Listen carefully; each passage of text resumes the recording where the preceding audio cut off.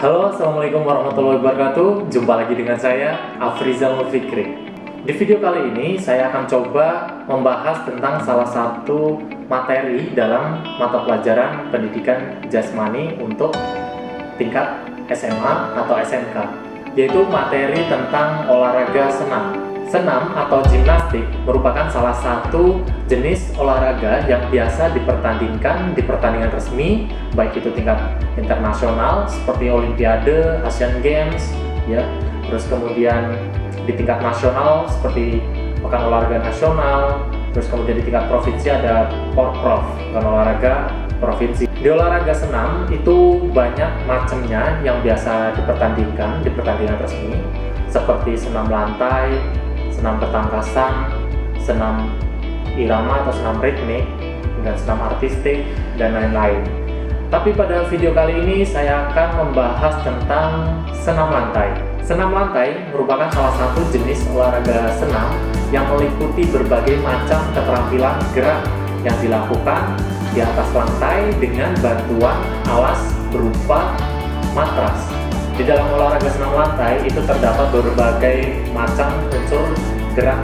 Ya, yang pertama ada mengguling, kemudian melompat, meloncat, berputar di udara, dan juga menumpuk, baik itu menggunakan tangan maupun menggunakan kaki. Tadi saya menyebutkan ada unsur gerak lompat dan juga loncat. Kira-kira teman-teman tahu nggak nih perbedaannya antara lompat dan juga loncat? Lompat itu menggunakan tumpuan satu kaki untuk menolak, seperti contohnya lompat jauh, lompat tinggi. Kalau untuk loncat itu menggunakan tumpuan dua kaki sebagai tolakan, seperti contohnya di loncat indah di akuatik. Sekarang kalian tahu kan perbedaan antara lompat dan juga loncat? Jangan sampai salah lagi ya menyebutkan antara lompat dan juga loncat. Ada beberapa manfaat atau keuntungan yang bisa kita dapatkan ketika kita melakukan gerak dalam senam lantai. Yang pertama yaitu kemampuan atau keterampilan gerak tubuh kita itu semakin bagus. Karena dalam senam lantai kita hampir menggunakan seluruh bagian tubuh kita, dari mulai tepuk, tangan, punggung, pinggang, perut, kemudian juga kaki. Maka dari itu keterampilan gerak kita bisa semakin bagus dari gerakan senam lantai. Yang kedua yaitu meningkatkan kebugaran tubuh kita, di mana nantinya ada beberapa komponen fisik kebugaran jasmani yang bisa terlatih karena melakukan gerakan senam lantai. Contohnya adalah komponen fisik kelentukan. Yang kalian tahu dalam senam lantai itu nanti tubuh kita akan ditekuk, ya, terus kemudian otot kita diperhentakkan. Maka dari itu kelentukan pada tubuh kita akan semakin bagus ketika kita melakukan gerakan dalam senam lantai. Kita juga bisa meningkatkan kemampuan keseimbangan kita nih melalui gerak senam lantai. Karena dalam melakukan gerak senam lantai itu kan sangat membutuhkan keseimbangan supaya hasil gerakannya itu baik, bagus, dan juga indah. Selain itu, kita juga bisa meningkatkan koordinasi gerak tubuh kita nih. Di senam lantai, kita diharuskan menggunakan hampir seluruh bagian tubuh kita. Jadi seperti tengkuk, tangan, perut, kaki, dan lain-lain. Nah, misal contoh, kita ambil gerakan roll depan. Di roll depan, di gerakan roll depan, itu kita memerlukan koordinasi antara bagian tubuh tangan, leher atau tengkuk, kemudian perut, dan juga kaki, supaya menghasilkan rangkaian gerak roll depan yang baik, bagus, dan juga indah. Dengan melakukan senam lantai, kita juga mendapatkan keuntungan yang lain berupa kita terlatih untuk fokus. Karena dalam melakukan senam lantai kita harus konsentrasi. Ternyata dengan melakukan gerakan senam lantai itu bisa memperlancar sirkulasi darah pada bagian-bagian tubuh kita nih. Kan seperti yang tadi saya bilang, kita hampir menggunakan semua bagian tubuh untuk melakukan gerakan senam, sehingga sirkulasi darah pada tubuh kita itu insya Allah akan lancar.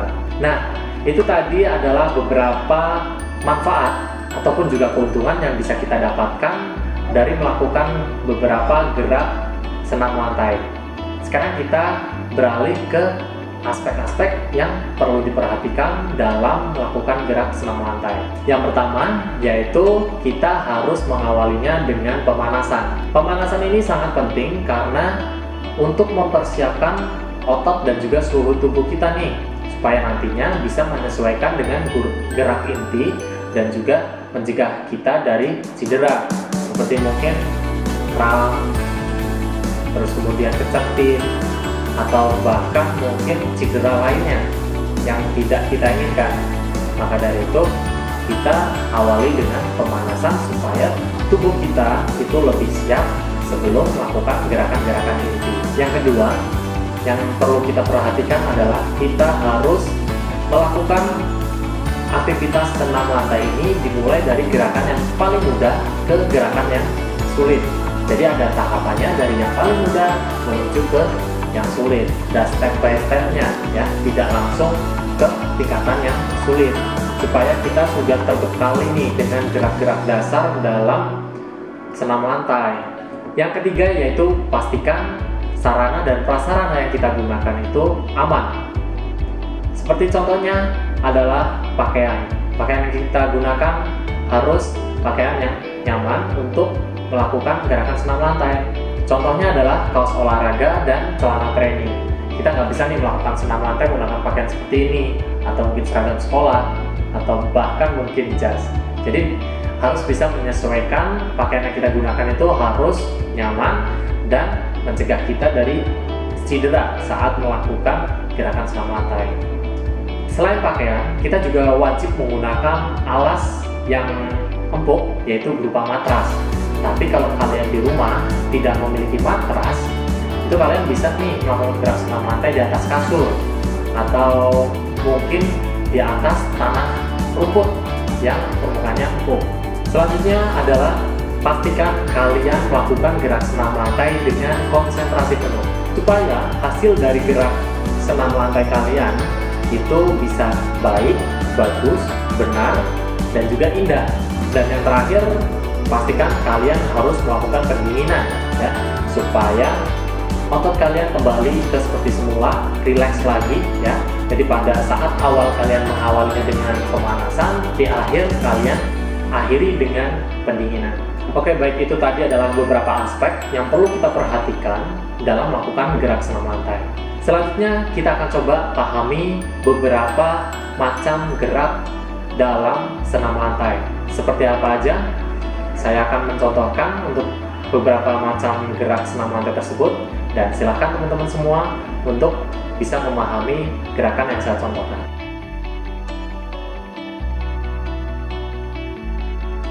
Oke, baik, itu teman-teman adalah materi tentang senam lantai. Semoga bisa menjadi bahan belajar kalian di rumah, terlebih lagi ketika kondisi masih seperti ini yang mengharuskan kita belajar dari rumah. Tapi kalian masih bisa beraktivitas olahraga di rumah ya teman-teman. Pastikan kalian sehat dan juga terhindar dari penyakit seperti corona ini. Terima kasih sudah menonton, sampai jumpa di video selanjutnya. Wassalamualaikum warahmatullahi wabarakatuh.